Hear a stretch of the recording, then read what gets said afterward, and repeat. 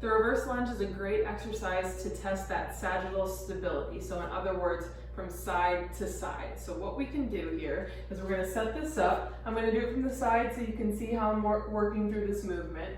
We're going to go ahead and start by stepping back with this right leg for this movement. Before we get started, what I want you to focus on is a slight bend in that downside leg. So my left leg is ready to move and accept that force as I work backwards. I want to be thinking about building that tripod in my left foot. So from here, I'm going to kick my leg back and I'm going to keep the chest up and I'm going to sit down into that lunge.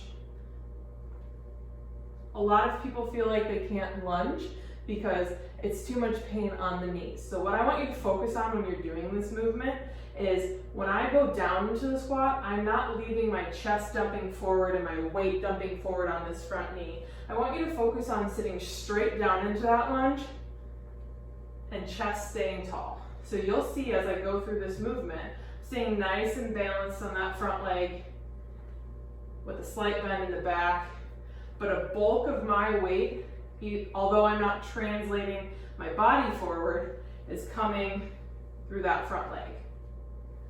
I'm exploding up through that tripod, keeping that stability right here in the abdomen as I work through this.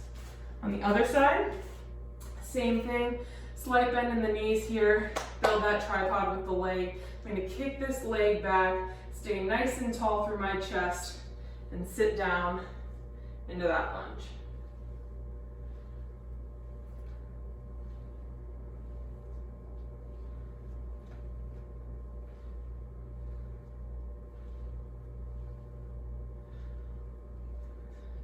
So what this trains is great stabilization in the sagittal plane. So a lot of what we do with running, things on one leg, we're not always going to be squatting weight, right? So a lot of things we do are on one leg and we need to be able to stabilize in that position. So the lunge is a great exercise to train that single leg stability in the sagittal plane.